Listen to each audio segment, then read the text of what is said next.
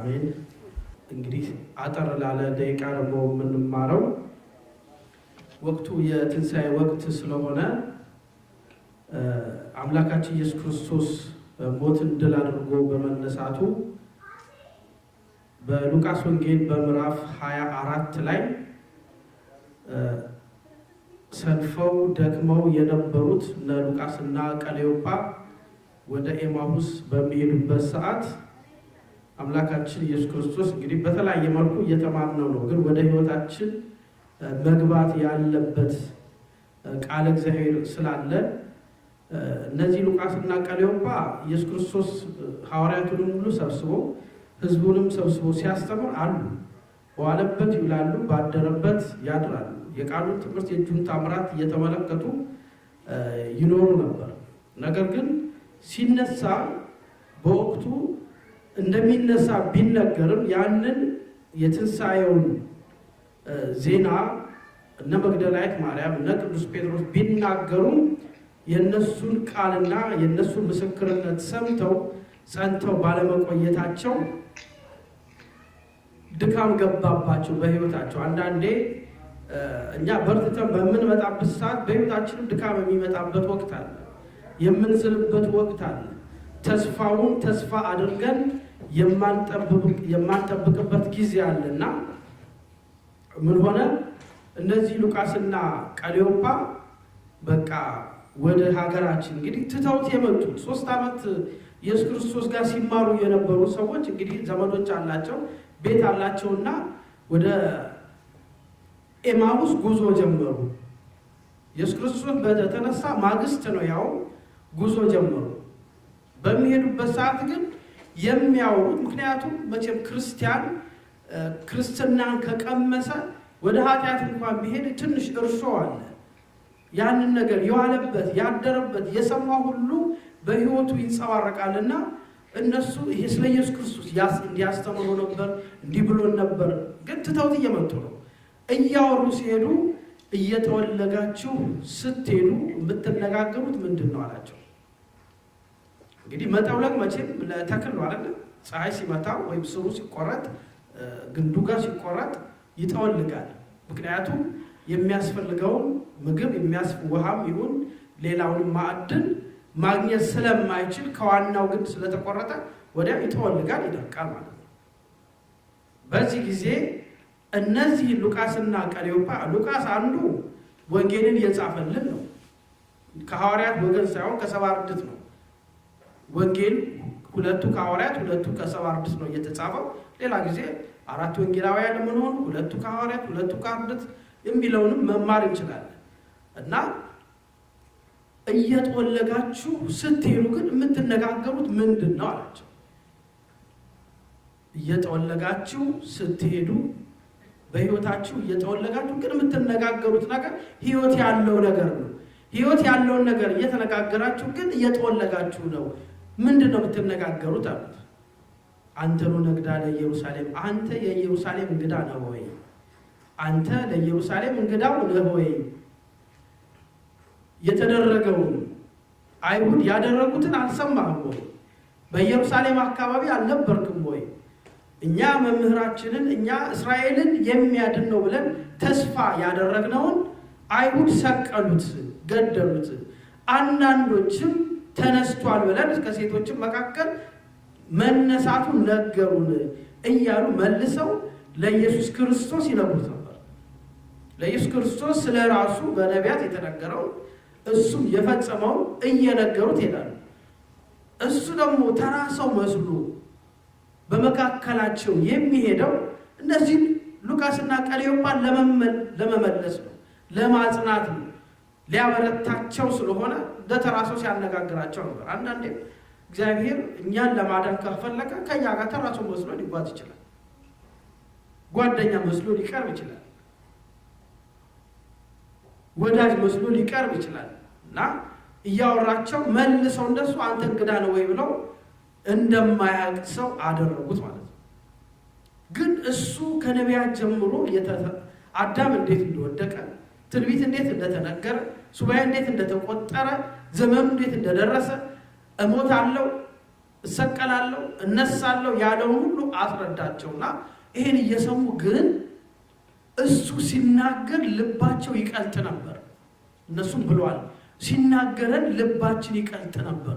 ከትንሣኤው በኋላ ከትንሣኤው በፊት የሚናገረውና ከትንሣኤው በኋላ የሚናገራቸው ይለይባቸዋልና ልባቸው ይቀልጣል። በቃ አቅም ያጡ ነበር። መልስ እንኳን መስጠት አይችሉም። እየገሰጸም ስለሚነግራቸው ለምን ትንቢቱን አምነው ትንቢት መፈጸሙን ጠንቅቀው ተረድተው እንደገና ለምስክርነት መብቃት ዓለምን ዞሮ ለማስተማር ወገባቸውን ጠበቅ አድርገው መነሳት ሲገባቸው ምን አደረጉ? ዝለው ይሄዱ ስለነበረ ወደ ዓለም እንደመሄድ ማለት ነው። ወደ ቀደመ ስፍራ መሄድ ማለት ነው። ወደ ቤተሰቦቻቸው መሄድ ማለት ነው። እሱ ግን ከቤተሰቦቻቸው ለውጦ አምጥቷቸው ወደ ዓለም ለማሰማራት ነገ በመስቀል እንዲሰቀሉ ነገ ትንሣኤውን አምነው እንዲያስተምሩ በአደባባይ እንዲቆሙ አሰልጥኗቸው አዘጋጅቷቸው በምረቃቸው ቀን እነሱ ትተው ሄዱ። አንዳንዴም ክርስትና ኖረን መጨረሻ ላይ የምናጣ ሰዎች፣ ክብር በምናገኝበት ሰዓት የምንጠፋ ሰዎች እንኖራለን። እነዚህ ሰዎች ሰልጥነዋል እኮ በምረቃቸው ወቅት ኃላፊነት ሊሰጣቸው ሂዱና ዓለምን አሕዛብን በአብ በወልድ በመንፈስ ቅዱስ ስም እያጠመቃችሁ ደቀ መዛሙርቴ አድርጓቸው ብሎ የሚያሰማራቸውን ስልጣን በሰማይና በምድር ያለ ስልጣን ሊሰጣቸው ሲል እነሱ ወዴት ሄዱ? ወደ ቀደመ ስራቸው ሄዱ። ወደ ቤተሰቦቻቸው ሄዱ። ዓላማቸውን ትተው ነውና እየገሰጸ ስለነበረ ልባቸው ይቀልጥ ነበር። ሊናገሩት እንኳን አልቻሉ። እንደ ተራ ሰው ሩቅ መንገደኛ አድርገው ስለነበረ ግን ሊመልሱለት አልቻሉ። አሁን ኤማውስ ደረሱ፣ ቤታቸው ደረሱ።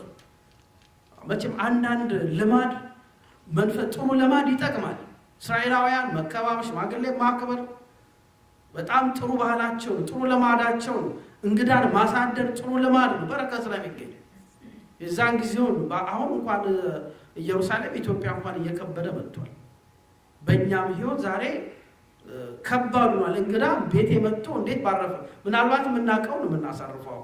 ድሮ መንገደኛ ካለ መንገደኛ ቤቴ መጥቶ አልጋይ ለቅቄ አርፎበት እግር አጥቤ መግቤ በረከት ባገኝ እግዚአብሔር እኔ ቤት በገባ እያሉ ይሳላሉ፣ ይመኙ ነበር። ዛሬ ደግሞ ያንኳኳ እንኳን የምንቀበለው ሰው የለም። ለምን? ዘመኑ ሲከፋ እኛም በጥርጣሬ ነው የምናውቀውን ሰው ለመቀበል ነው እንጂ የማናውቀውን ሰው እንዲመጣም አንፈልግም። ብናመጣም አደጋ ስለሆነ ችግር ውስጥ ነን ማለት ነው። እና ኤማውስ ሲደርሱ ኢየሱስ ክርስቶስን ደግሞ አልፎ መሄድ መንገደኛ አደረጉት። የምትሄድበት ሀገር ሩቅ ስለሆነ በረሃ ስለሆነ እኛ ቤት ግባና እደር አሉት። እንግዳ መቀበል ቅዱሳን መላእክት ቤታቸው የገቡላቸው አሉ። አብርሃም ቤቴ እንግዳ ካልመጣ እንጀራ አልቆርስም ብሎ በማሰቡ በመመኘቱ ሥላሴ ሊቀበል ችሏል። ሳራ ልትጸንስ ችላለች። በዚህ ወቅት ይስሐቅ ሊወለድ ትንቢት የተነገረለት ነው። እንግዳን በመቀበል በረከት ስለሚገኝ እንሆ ቀኑ መሽቷል። ሽፍታ እንዳይጣላ፣ አውሬ እንዳይጣላ እባክህ ከኛ ቤት እደር አሉት። እነማን ናቸው ከኛ ቤት እደር ያሉት? ሉቃስና ቀሌዮጳ ይባላል። ሉቃስና ቀሌዮጳ እቤታችን እደር መንገደኛ ነው ያሉት። ማንን ነው መንገደኛ ነው ያሉት? አምላካችን ኢየሱስ ክርስቶስ እኛን ለማዳን የመጣ ሞትን ድል አድርጎ የተነሳውን ከትንሣኤ በኋላ ከኛ ጋር እደር አሉት። አስቀድሞ ምን ብሏቸዋል? እየተወለጋችሁ ስትሄዱ። ሌላ ሰው ቢሆን ኖሮ እየተወለጋችሁ ስትሄዱ ቢል እንዴት ለምን አልከኝ? ክርክር ይፈጠራል አይደል? እንዴት ብትንቀኝ ነው? እኛ መቼም እንኳን በንግግርም አንግባባ ማለት አባት ወይ ጥሩ ነገር ሲናገር ለምን እንዲህ አለ? ጥሩ ነገር እኮ የተናገረው ሚስት ጥሩ ነገር ስትናገር በሌላ ይተረጎምና ጸብ ይፈጠራል አይደለም? ከራሳችን ጋር እንኳን ሰላም የለም። ዛሬ የሆነ ነገር እናስብና ምን ሆኜ ነው እንላለን። ሰው አስቀይመን ምን ሆኜ የተናገርኩ እንላለን። ከራሳችን ጋር ቅዱስ ጳውሎስ እንደተናገረ በድንግዝግዝ ያለ ህይወት ስላለን የኛ ህይወት እንኳን አልተስተካከለም። እንኳን አልፎ ከሌላ ሰው ጋር አንድ ሀሳብ ልንግባባ ኢየሱስ ክርስቶስ እየተወለጋችሁ ሲላቸው መመለስ አልቻሉም። ለምን? መለኮታዊ ድምፅ ነው፣ መለኮታዊ ቃል ስለሆነ የሚገስጻቸው እነሱ በኋላ የሚያበረታቸው ቃል ስለሆነ ልባቸው ይቀልጣል እንኳን ሊመልሱለት።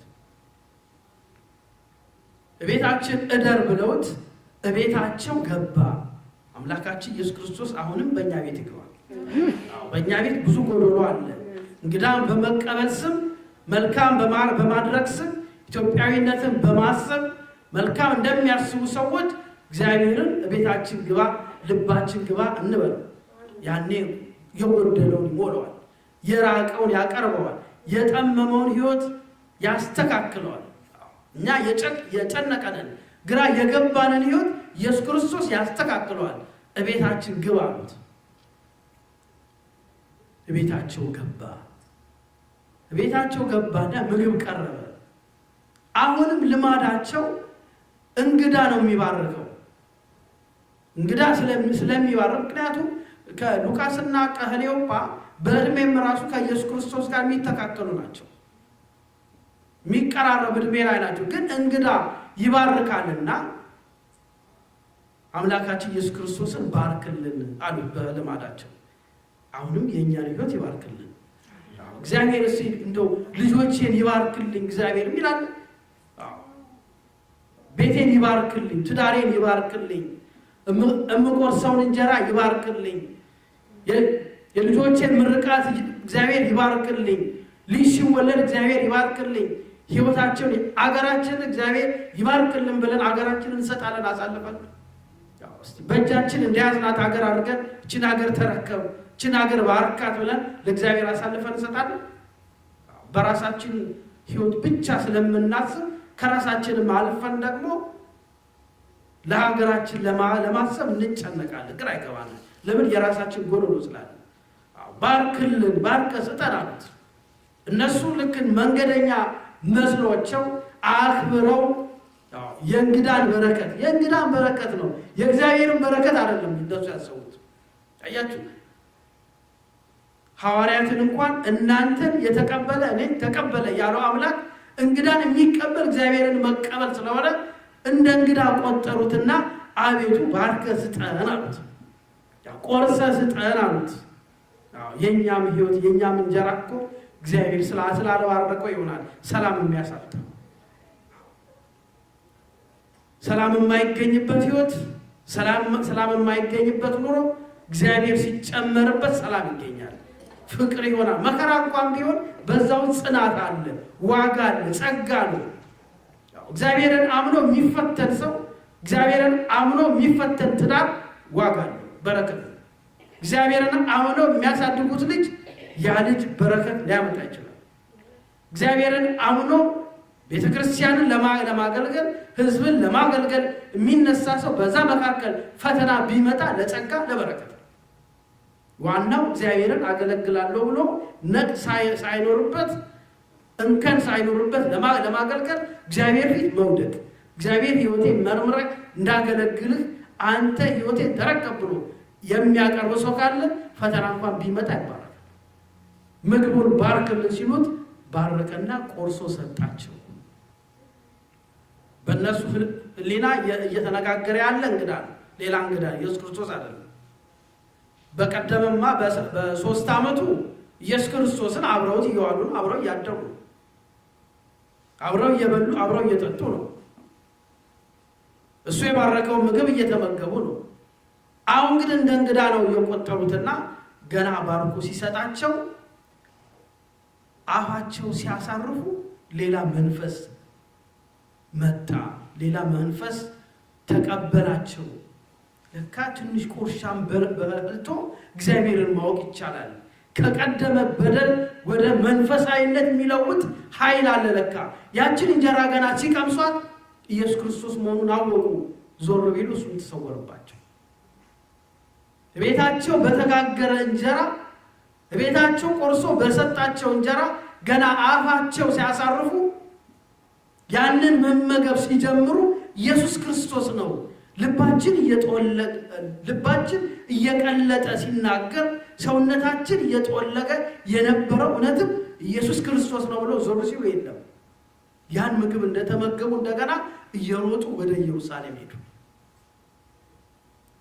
ኤማውስ የሄዱት ለመኖር ያችን ምግብ ከቀመሱ በኋላ ደግሞ ሩጫ ጀመሩ። ወዴት? ወደ ኢየሩሳሌም ሩጫ ጀመሩ።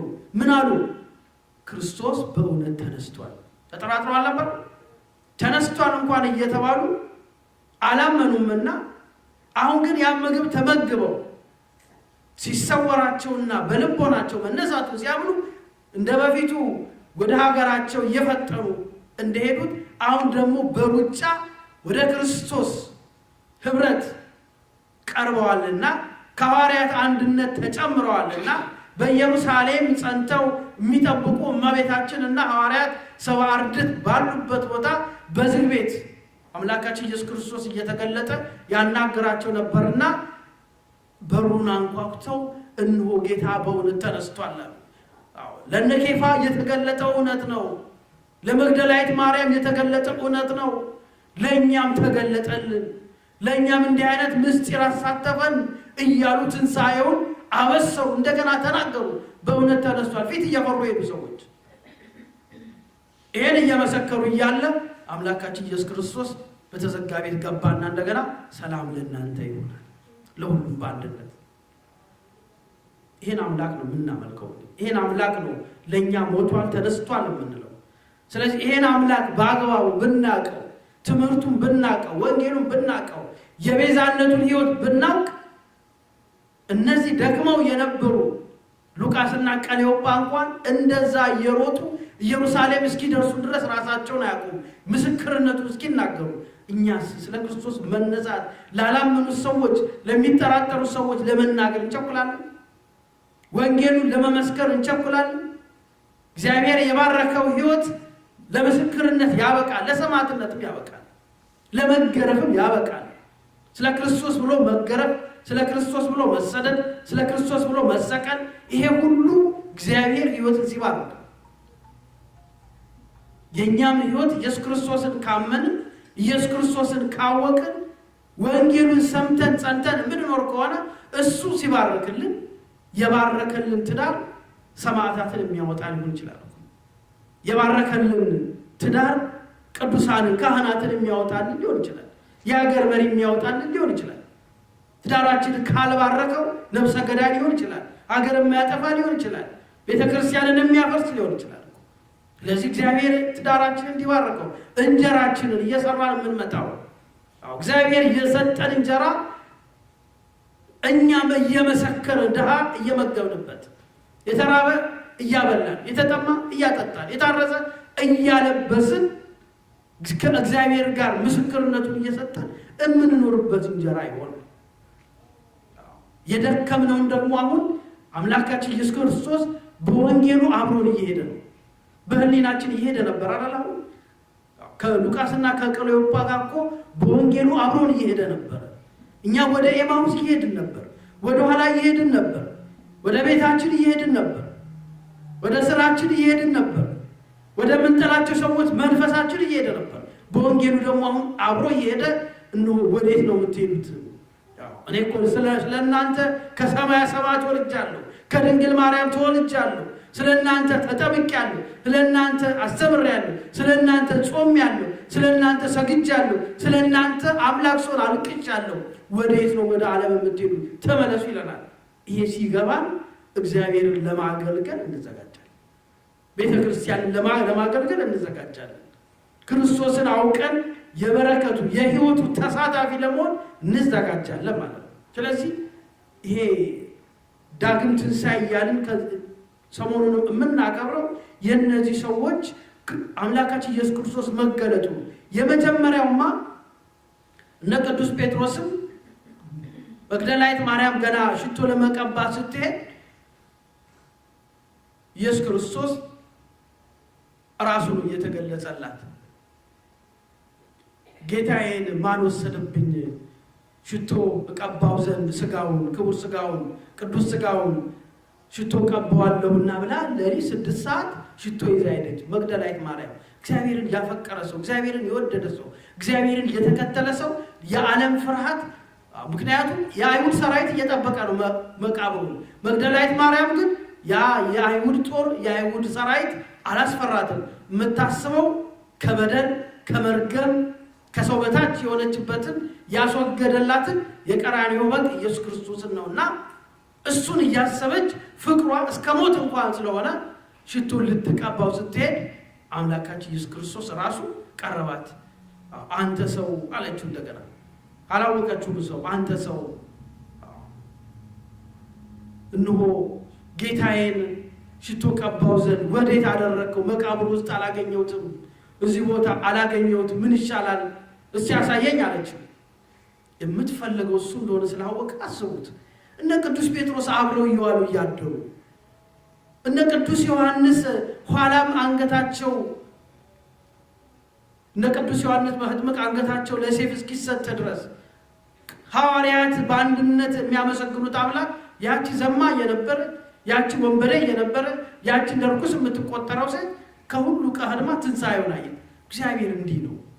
እግዚአብሔር ያለፈ ኃጢአታችንንም እንደገና ደግሞ እስከ ዛሬ ድረስ እኛ አገልግለን ብንመጣ ዛሬ ፍጹም የሚመለሰውን ሰው ከበረከቱ ከቸርነቱ አይከለክለው። ሁሉም እያሉ ማርያም ሆይ አላት። ደነገጠች። እሷ የምታስበው በመቃብር ነው። በመቃብር ስጋው ሽቶ ልትቀባ ነው። ማርያም ሆይ ሲላት ረቡን ጌታ ሆይ መምህር ሆይ አወቀችው። የተነሳው እሱ እንደሆነ ተረዳች። ፍርሃቷ ተወገደ። በይ አሁን ወደ አባቴ ወደ አባታችሁ አላረኩም። አሁን ሞትን ድል አድርጌ ገና መነሳቴ ነው። ለወንድሞችሽ ለቅዱስ ጴጥሮስ ለሐዋርያት ንገሪያቸው፣ መነሳቴን አብስሪያቸው። ያንቺም ማዘን ትካዜ በዚህ ይወገዳል፣ ይጠፋል፣ ሰላምሽ ይበዛል። በአንቺም አማላጅነት ብዙ ሺህ ትውልድ ይማራል። ዘማን እንዳማላጅ የሚያደርግ አምላክ እኮ ነው ያደረጋችሁ። ዘማ የተባለችው መግደላዊት ማርያምን በአማላጅነቷ ሰው እንዲጠቀምበት ቤተክርስቲያን ሰርቶ ስሟ እንዲጠራ እግዚአብሔር እንዲከብር እግዚአብሔር እንዲህ ነው። የበደልነውን ሕይወት ሳያስብ አሁን የመጣንበትን የቆምንበትን ሕይወት አስቦ የሚባርክ አምላክ ነው። ወደ አባቴ ወደ አባታችሁ ወደ አባቴ ሲል እግዚአብሔር አባቱ ነውና ወደ አባታችሁ ሲል የሰው ልጆች አባት ነውና በለበሰው ስጋ ወደ አባቴ አላለ። የሰው ልጆችን ስጋ ተዋህዷልና ወደ አባቴ ወደ አባታችሁ ብሎ እግዚአብሔር አብ የባህሪ አባቱ እንደሆነ አንድም በለበሰው ስጋ የሰው ልጆች ፈጣሪ እግዚአብሔር አብ ስለሆነ ወደ አባቴ ወደ አባታችሁ አላረኩምና አትንኪኝ አላት። ሂጂ ለወንድሞቼ ንገሪያቸው አለ። እነ ቅዱስ ጴጥሮስ እንደገና እየተሯሯጡ መጡ።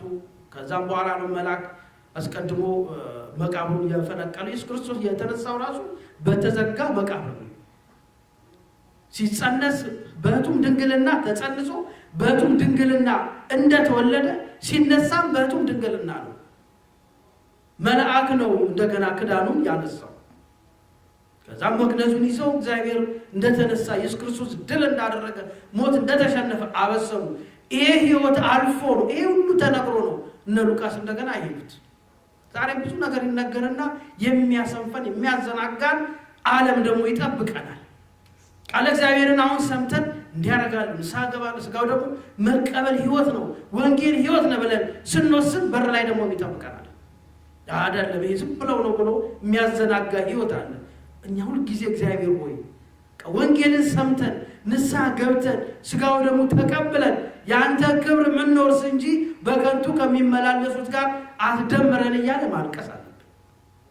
ወንጌል ሰምተን ወደኋላ እንዳንል ንስሐ ሳንገባ እንዳንጠራ አንተ የቸርነትን ስራ ስራልን። ምክንያቱም ቀርበው እንኳን እየካዱ አሉና ይሁዳ ተጠርተው ያልተመረጡ አሉ፣ መጥተው ይወጡ አሉ፣ ክብር አግኝተው ወደኋላ ያሉ ስላሉ ይሄ ሁሉ የሚገኘው ክብርና ጽናት የሚገኘው ልብን ለእግዚአብሔር በመስጠት ነው። ስለዚህ እግዚአብሔር ሲባርከን ሁሉ ይባረካል፣ ሁሉ ይቀደሳል።